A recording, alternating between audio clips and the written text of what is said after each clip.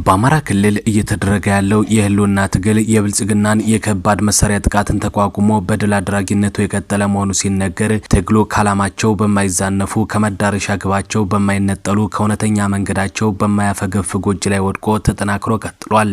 ሰላምታችን በያላችሁበት ድረስ የተወደዳችሁ የኤንቢሲ ዜና አድማጭ ተመልካቾች ሰኔ 4 2017 ዓ.ም ለሰዓቱ የተሰሙ አዳዲስና ወቅታዊ መረጃዎችን ይዘንላችሁ መጥተናል። እናንተም ቪዲዮውን ላይክና ሼር እያደረጋችሁ እስከ መጨረሻው አብራችሁን ቆዩ።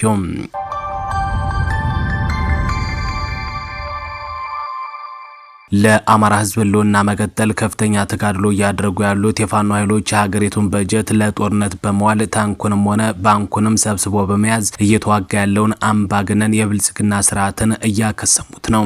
የፋኖ ኃይሎች አሁን ላይ አማራ ክልል ላይ በተለያዩ ቀጠና የነጻነት አስፈላጊነት ብቻ ሳይሆን የሚጠይቀውን ውድ ዋጋም ተረድተው በልበ ሙሉነት እየተፋለሙ ሲሆን የአማራ ምድር ለባንዳዎችና ለአገዛዙ የጦር ሰራዊት ቤርሙዳ እንዲሆን ያደረገ ትግልም ተገንብቷል። አሁን ላይ በአማራ ክልል የሚያደርጉት ተጋድሎና ትንቅንቅ ሲቀጥል በባንዳነት በተሰለፉ ግለሰቦችና በአገዛዙ ኃይሎች ላይ የሚወሰደው እርምጃ ግን ተጠናክሮ ቀጥሏል።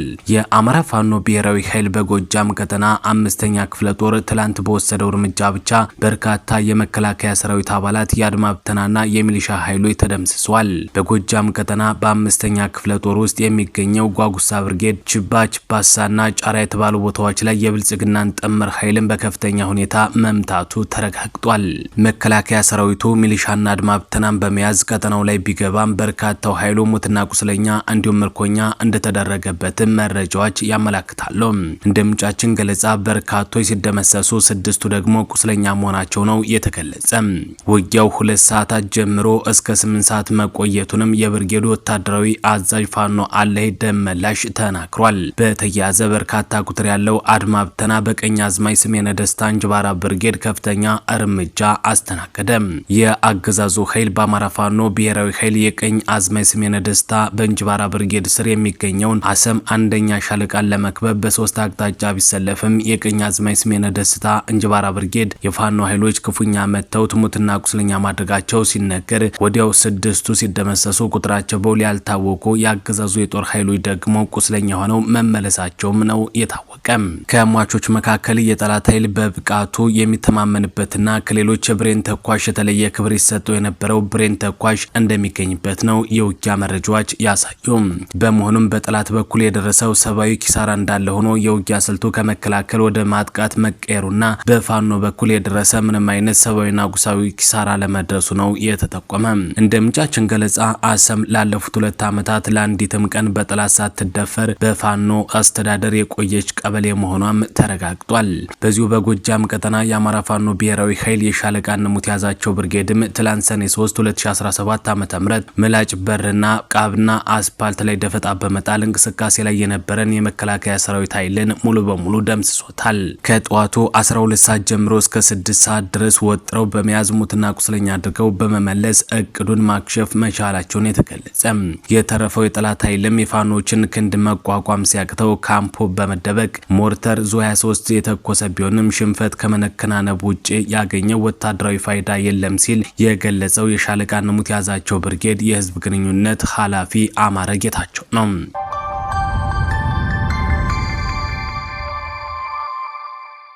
በጎንደር ቀጠና በኪንፋንዝ በገላና በአንቦበር እንዲሁም ወግሎና ዳዋ ዳሞት የገባው የብልጽግና ጥምር ኃይል ከባድ ጥቃትን አስተናግዷል።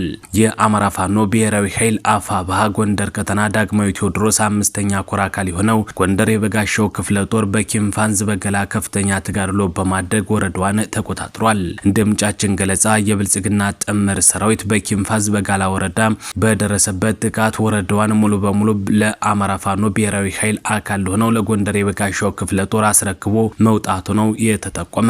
የአገዛዙ ኃይሎች ከኪንፋንዝ በገላ ወረዳ ተገደውና ተሸንፈው ሲወጡ ወይራ በር ላይ በነበረው ለአስጨራሽ አውደ ውጊያ ከ35 በላይ የአገዛዙ ኃይሎች ሲደመሰሱ ቁጥራቸው ከ57 በላይ የሚሆኑ ደግሞ ከባድ ቁስለኛ መሆናቸው ነው ምንጫችን የነገሩን። ከዚህ ጥቃት እንደምንም ያመለጡት ጥቂት ኃይሎች ደግሞ ሸሽተው አምባ ጊዮርጊስ ከተማ መግባታቸው ታውቋል። የአገዛዙ ኃይል በቀጠናው በተደጋጋሚ የደረሰበትን ሽንፈት ለመበቀል ከእግረኛ እስከ ድሮን ድረስ ተጠቅሞ ንጹሃንን ከዚህ በፊት ጨፍጭፎ ለመቆጣጠር በተደጋጋሚ ሲሞክር የሰነበተ ቢሆንም እቅዱ ሳይሳካለት ቀጠናውን አሁን ላይ ለአማራ ፋኖ ብሔራዊ ኃይል ዳግማዊ ቴዎድሮስ 5ኛ ኮር ጎንደር የበጋሻው ክፍለ ጦር አስረክቦ መውጣቱን ነው ማረጋገጥ የተቻለው። በተመሳሳይ ያገዛዙ ኃይል ሰሞኑን በጎንደር ከተማና በአካባቢው በአማራ ፋኖ ብሔራዊ ኃይል ዳግማዊ ቴዎድሮስ 5ኛ ኮር አካል በሆነው ጎንደር የበጋሻው ክፍለ ጦር የደረሰበትን የሰብአዊ ቁሳዊና ፖለቲካዊ የሽንፈት ካባ ለመቀልበስ በማሰብ ከጎንደር ከተማ በቅርብ ርቀት የሚገኙትን አምቦበር፣ ወግሎና ዳዋ ዳሞት የተባሉ ቦታዎች ላይ መረጃ በማጥፋት ከተለያዩ ቦታዎች አለኝ ያለውን ከ22 መኪና በላይ ቅልብ ኃይል በመሰብሰብ ጥቃት ለማድረስ የሞከረ ቢሆንም በአማራ ፋኖ ብሔራዊ ኃይሎች ጎንደር ተለብልቦ ተመልሷል።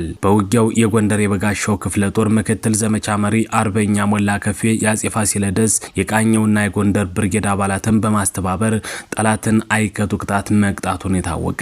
ስለ ጉዳዩ የተናገረው አርበኛ ሞላ ከፌ አገዛዙ ደንገጡር ኃይል እኛ ጎንደር የበጋሻዎች ካለንበት ቀርቶ ነበሩበት ከሚባል ቦታ የመርገጥ ሞኔና ሞራል የለውም። ምክንያቱም ከጎንደር እስከ ዳባት ከወገራ እስከ ሚካኤል ደብር በተደጋጋሚ ተገናኝተን ከተርብ ፈጥነን እንደ ንብ ነድፈናቸዋል ብሏል። በአውደ ውጊያው የብልጽግና ሰራዊት እንደለመደው ሰብአዊ ቁሳዊና ፖለቲካዊ ኪሳራውን ቀምሶ የተረፈው ሸሽቶ ወደ ጎንደርና ጠዳ ከተሞች ተመልሷል ነው የተባለ።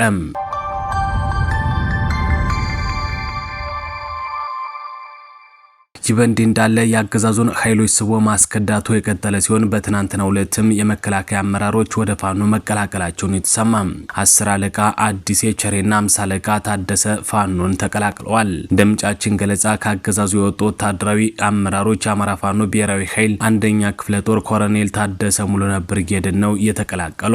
በሌላ በኩል 3 ንጹሃን የአማራ አርሶ አደሮች በመከላከያ መታፈናቸውን የተሰማ። ሰከላ ግሽ አባይ መሽጎ የነበረው የብልጽግና የጦር ሰራዊት ትላንት ሰኔ 3 2017 ዓ.ም በአማራ ፋኖ ብሔራዊ ኃይል ጎጃም ቀጠና ጊዮን ብርጌድ የተመታ ሲሆን በውጊያው 7 ያገዛዙ ኃይል እስከ ወዲያኛው መደምሰሳቸው መዘገባችን አይዘነጋም። በዚህም ሽንፈትን እየተከናነበው ያገዛዙ ኃይል 3 በበቀል ምንም የሚያውቁ ንጹሃንን የእንዱክሲ ቀበሌ አርሶ አደሮችን በማፈን የሰከላ ማህበረሰብ ማረጃ ወደ ሆነው አባይ ምንጭ ትምህርት ቤት አፍኖ ወስዷቸዋል። ጉዳዩን በተመለከተ የጠየቅናቸው አንድ ምንጫችንም ንጹሃን ሰዎቹ መታፈናቸውን አረጋግጠው አባይ ምንጭ ትምህርት ቤት ደግሞ የአማራው ማረጃ ቄራ ቤት ከሆነ 1 ዓመት አልፎታል ሲሉ ነው የነገሩን።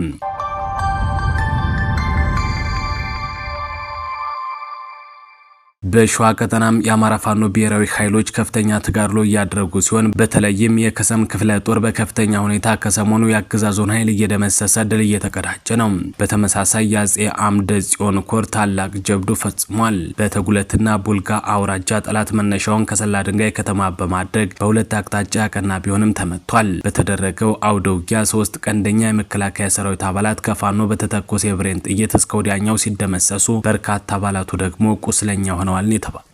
ይህ በእንዲህ እንዳለ በአማራ አርሶ አደር ላይ ከፍተኛ የሆነ መንግስታዊ ዘረፋ እየተፈጸመ መሆኑ ተረጋገጠ። የብልጽግና አገዛዝ የአማራ ህዝብን በኢኮኖሚ የደቀቀ እንዲሆንና ተንበርካኪ እንዲሆን በርካታ ሴራዎችን ሲሰራበት መቆየቱ አይዘነጋም።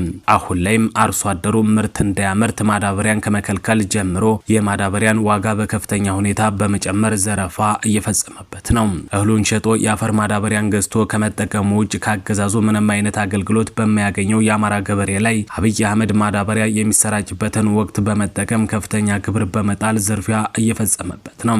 የጤና መድህን፣ ስፖርት፣ ቀይ መስቀል፣ አልማ፣ የሚኒሻ አበል የሚባሉ ሌላ የዝርፊያ መንገዶችን በማዘጋጀት ክፍያ አልፈጽምም ያለውን የአማራ አርሶ አደር የአፈር ማዳበሪያ በመከልከል ከፍላጎት ውጭ ተጨማሪ ክፍያ እንዲከፍል እያደረገም ይገኛል። በዚህም ምክንያት 100 ኪሎ ግራም ማዳበሪያ ለመግዛት ከ6000 ብር በላይ ከአንድ አባወራ በማስገደድ ተቀብለዋል። በአለፈው ዓመት 4300 ብር ይሸጥ የነበረው 100 ኪሎ ግራም ዳፕ ማዳበሪያ በዚህ ዓመት 100% በላይ ጭማሪ በመደረጉ 8700 ብር የሚሸጥ ሲሆን አብይ አህመድ ማዳበሪያ ለፖለቲካ ማስፈጸሚያ በመጠቀሙ በዚህ ዓመት በአጠቃላይ 10400 ብር ከአንድ አርሶ አደር አጠቃላይ ዘረፋ መፈጸሙን የተነገረ። በዚህ ምክንያት በመጪው የበጋ ወራት የአርሶ አደሩ ምርት ከ3 እስከ 4 እጥፍ የዋጋ ጭማሪ እንደሚያስመዘግብ አርሶ አደሮቹ ተናግረዋል።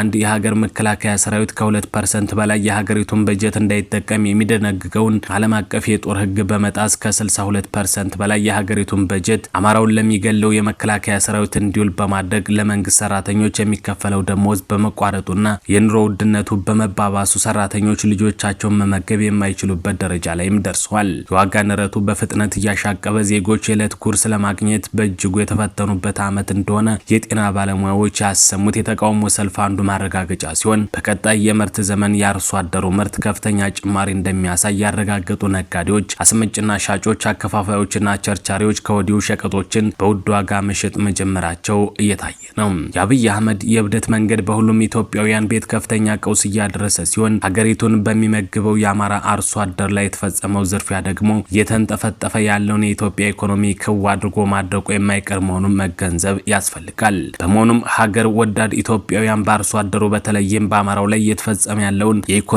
ሴራን በቃ ብሎ አገዛዙ ሊጠይቅ እንደሚገባ መልእክቶች እየተላለፉ ነው።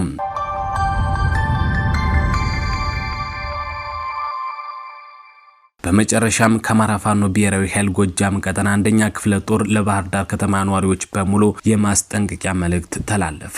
ክፍለ ጦሩ ባስተላለፈው መልእክቱ ሽንፈቱን መቀበል ያቃተው አብይ አህመድ ያረጀና ያፈጀ የሐሰት ዶክመንተሪና ዘገባ በመስራት አልሳካለት ያለውን ድል አሁን ደግሞ በባህር ዳር ከተማ ህዝቡን ለተቃውሞ ሰልፍ በማስገደድ በየቀበሌው የኮታ ድልድል መስጠቱንና ከተለያዩ ቦታዎች የሃይማኖት አባቶችን አስገድዶ ማስወጣቱን ደርሰንበታል ብሏል። ቤተክርስቲያንና መስጊድን እየዋደ ያለው የብልጽግና ስርዓት የሃይማኖት አባቶችንና የተለያዩ የሴፍቲኔት ተጠቃሚዎችን በማስገደድ ነጠላ በማስገደድና በማልበስ የእምነት ተቋማት ፋኖችን አወገዙ ለማለት ዝግጅቱን አጠናቋል ብሏል። ክፍለ ጦሩ በግልጽም በአማራ ህዝብ ላይ እየተፈጸመ ያለውን የዘር ማጥፋት ለመደበቅ የደግፉ ሰልፍ ጠርቷል ያለው ክፍለ ጦሩ በመሆኑም በዚህ ሰልፍ ላይ የምትገኙ የምታስተባብሩ ለአማራ ነጻነት ሲባል በዱር በገደሉ በተሰውት ጓዶቻችን ደምና አጥንት ላይ እንደመቀለድ ስለሆነ በዚህ ቀን ለሚደርሱ ማንኛውም አይነት ጉዳቶች ፋኖ ኃላፊነቱን የማይወስድ መሆኑን እያሳወቅን ሁሉም ሰው በአማራ ህዝብ ላይ ሁሉን አቀፍ ጥቃት እየፈጸመ ካለው አገዛዝ ጋር ባለመተባበር ፋኖ እያደረገ ላለው የህልውና ትግል ደግሞ ተባባሪ እንድትሆኑና ከዘር አጥፊው የብልጽግና አገዛዝ እንዳትቀላቀሉ በማለት መልእክታችንን እናስተላልፋለን። አባቶች በዚህ ታሪካዊ ስህተት እንደማትሰለፉ ተስፋ እናደርጋለን ሲል የአንደኛ ክፍለ ጦር የህዝብ ግንኙነት ኃላፊ ፋኖ ሀብታሙ የሱፍ መልእክቱን አስተላልፏል።